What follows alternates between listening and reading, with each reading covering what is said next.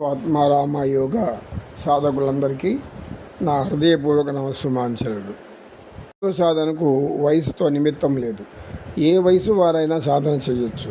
అయితే వారికి తగినటువంటి ఆసనాలు వారు చేయగల పరిస్థితిని బట్టి ఏ వయసు వారు ఎలా చేయాలి, ఏ ఆసనాలు చేయాలి అనే విధానం మన యోగ శాస్త్రంలో అన్నిట్లోనూ వివరించబడి ఉంది. హఠయోగ శాస్త్రం. హఠయోగము అంటే హఠ అంటే బలం, శక్తి.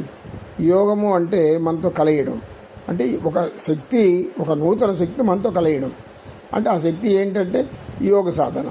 యోగాసనాల ద్వారా ముందు ఆరోగ్యం కాపాడుకుంటే మన యొక్క శరీరం నిర్మాణము, శరీరంలో ఉండే ప్రతి అవయవము, నాడీ వ్యవస్థ, రక్త ప్రసరణ వ్యవస్థ మరియు అస్థి వ్యవస్థ, ఇవన్నీ కూడా హృదయము, ఊపిరితిత్తులు, కాలేయము, ఇవన్నీ క్రమరీతిలో పనిచేస్తూ ఉంటే మనం ఆరోగ్యంగా ఉంటాం.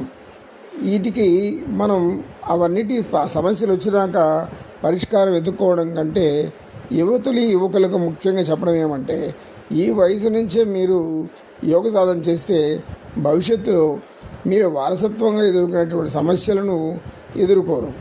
అవన్నీ కూడా వాటిని నిరోధించవచ్చు. యోగ సాధన అటువంటి జ్ఞానాన్ని కలిగి ఉంది, ప్రభావాన్ని కలిగి ఉంది. యోగ సాధన అనేది ఒక మహాశక్తి. దైవం ప్రసాదించినటువంటి, అంటే సాక్షాత్తు ఈశ్వరుడే బోధించినటువంటి ఈ యోగ విద్య అందరికీ అవసరమే. కనుక యోగా సాధనకు వయసు అనే నిమిత్తం లేదు. ఇప్పుడు నాకు 73 ఏళ్ళు. ఈ వయసులో నేను కొన్ని ఆసనాలు చేస్తున్నాను, అంటే నిత్యం చేస్తూ ఉంటాను. అవి కొన్ని ఇక్కడ ఈ సందర్భంలో మీకు చూపిస్తున్నాను.